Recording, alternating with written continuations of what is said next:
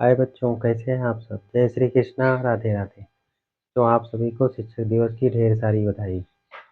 तो आज हम अगला अध्याय पढ़ेंगे, बहुपद। बहुपद के बारे में जानेंगे, यानी बहुपद किसे कहा जाता है, इसके बारे में हम अध्ययन करेंगे, जो अगला चैप्टर है आपका। तो इसकी जो परिभाषा है उसको आप लोग नोट करते रहिए साथों साथ। बहुपद किसे कहा जाता है इसके बारे में हम जानेंगे। बहुपद जो है, इसकी परिभाषा है कि प्रारंभिक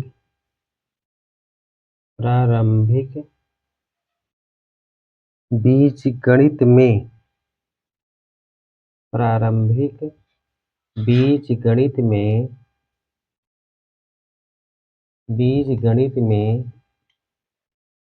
धन और ऋण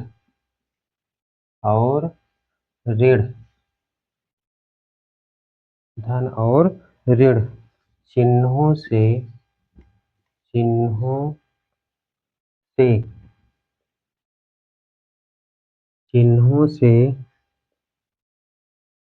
संबद्ध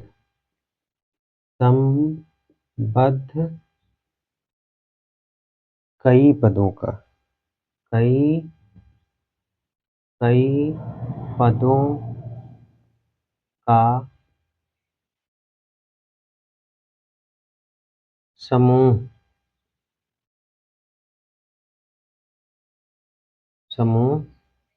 या कई पदों के व्यंजक जो है क्या कहते हैं, कई पदों का समूह बहुपद कहलाता है।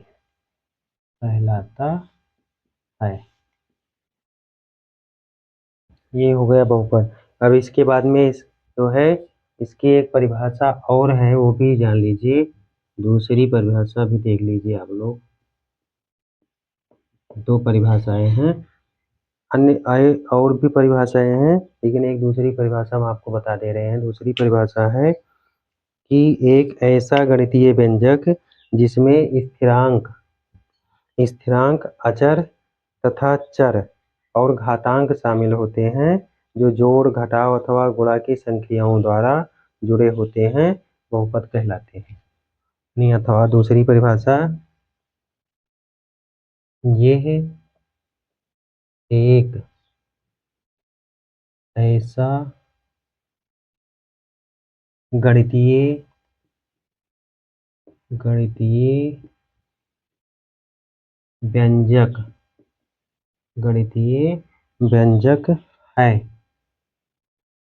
व्यंजक है जिसमें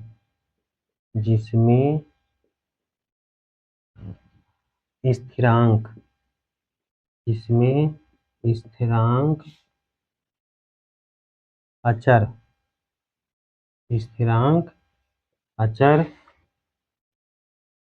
तथा चर में जैसे x, y, x, y है, और घातांक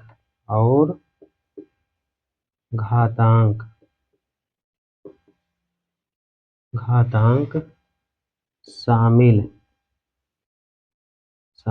होते हैं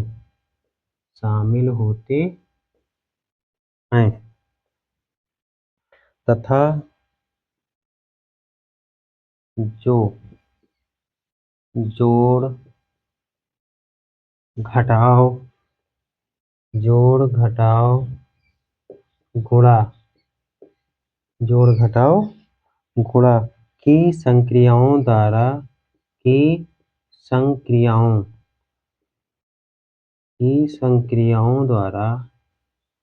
संक्रियाओं द्वारा जुड़े होते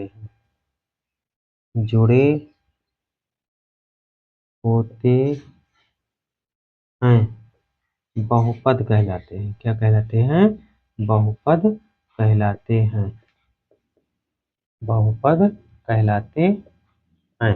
एक बार आप लोग इसको देख लीजिए। ठीक, इसको एक बार देख लीजिए।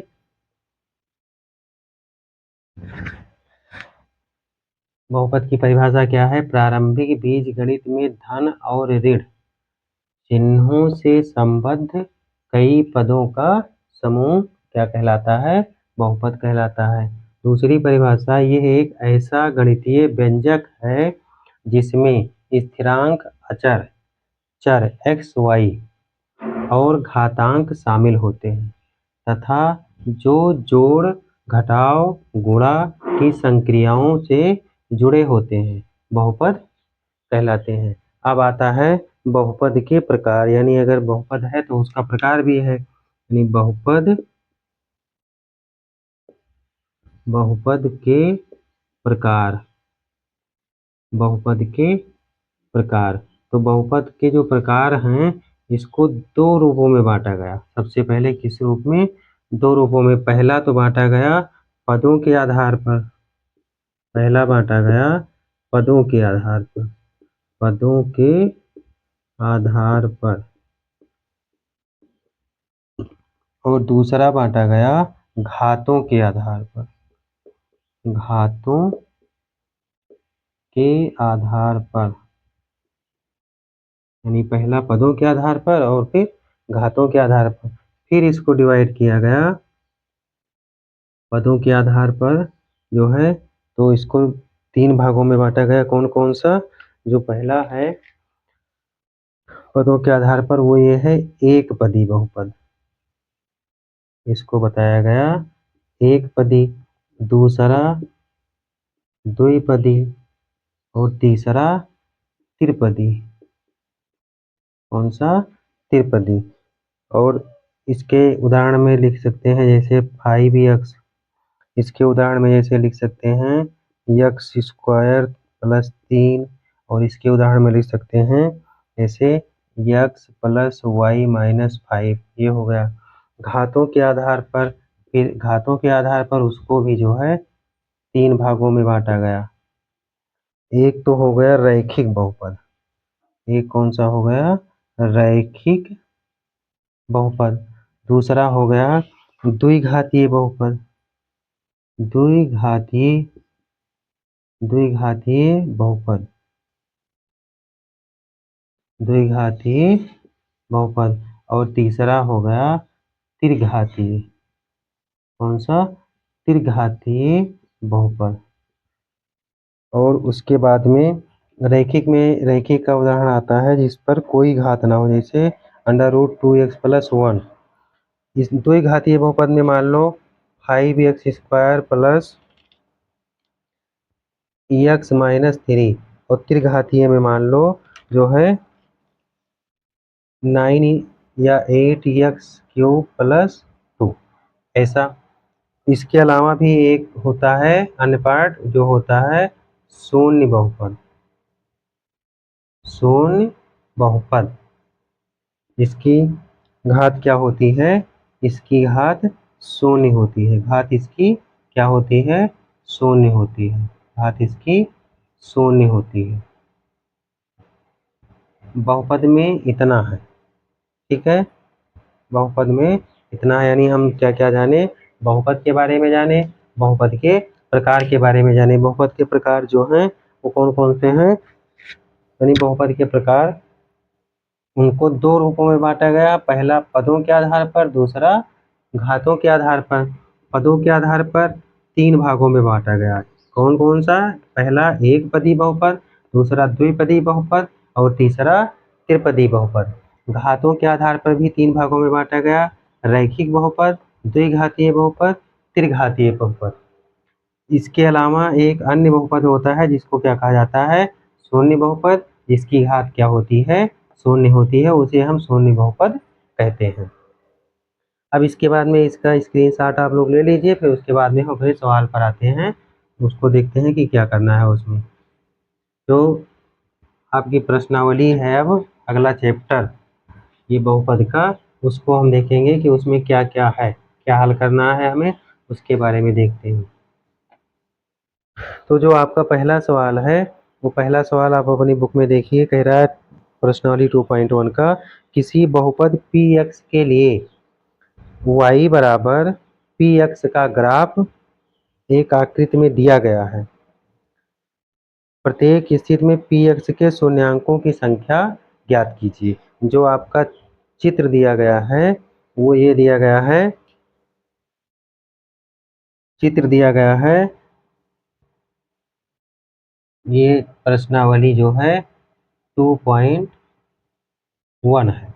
अब 2.1 का जो है एक ही सवाल है, उसी में जो है हमें सब दिखाना है। बस आज छोटी सी प्रश्नावली है, उसको देख लीजिए आप लोग। ये जो पहला सवाल है, इसमें एक चित्र दिया गया है, और देखिए चित्र क्या दिया गया है। ये हो गया आपका यक्स, ये हो गया यक्स डैश, ये हो गया आपका वाई, और ये हो गया वाई डैश। ये बिंदु हो गई आपकी ओ। ठीक, अब जो है ये आपका जो है चित्र है, ये ग्राफ पर बना हुआ है, ग्राफ में आप लोग बनाकर देख लेना। ठीक है, अब इस पे ग्राफ बनाएंगे तो बहुत समय लगेगा। अब जो है सबसे पहला, यानी पहला स्टेप है, पहला पॉइंट सॉल्यूशन का जो है हल का, यानी यहाँ पे लिखिए हल, और हल में पहला स्टेप देखिए, जो पहला स्टेप है उसको हम देखेंगे कि क्या कैसे बनेगा चित्र उसका। पहले स्टेप का जो चित्र बनेगा वो इस प्रकार से बनेगा, देखिए आप लोग, यानी आप यक्स और वाई खींच लीजिए। ये क्या है वाई डैश, ये क्या है वाई, ये क्या है यक्स, ये क्या है यक्स डैश, और यहाँ पर बिंदु कौन सी दी गई है ओ। ठीक, अब इसका जो ग्राफ है, ग्राफ से आप लोग निकालिए, ग्राफ से निकालेंगे तो ये आपका चित्र बना। ठीक, यानी इस पर जो सबसे पहला शून्यांक है, पी एक्स के शून्यांकों की संख्या 0, इसमें जो है पी एक्स के शून्यांकों की संख्या क्या हो जाएगी, आप इसमें आपकी 0, क्या हो जाएगी 0, क्योंकि इसमें जो है ग्राफ रेखा एक्स अक्ष पर नहीं काटती, क्योंकि अब ग्राफ में आप लोग जब बनाएंगे तो उसमें दिखाएगा ग्राफ की जो रेखा है वो जो है क्या कर रही है, एक्स अक्ष को नहीं काटती। इसको बिल्कुल सीधा रख दीजिए, चाहे एक्स अक्ष को नहीं काटती ग्राफ, क्योंकि रेखा जो है एक्स अक्ष को नहीं काटती, नहीं काटती, यानी पहला ये हो गया। दूसरा, अब ये यक्स पी एक्स बराबर जब 0 लिया गया था तब था।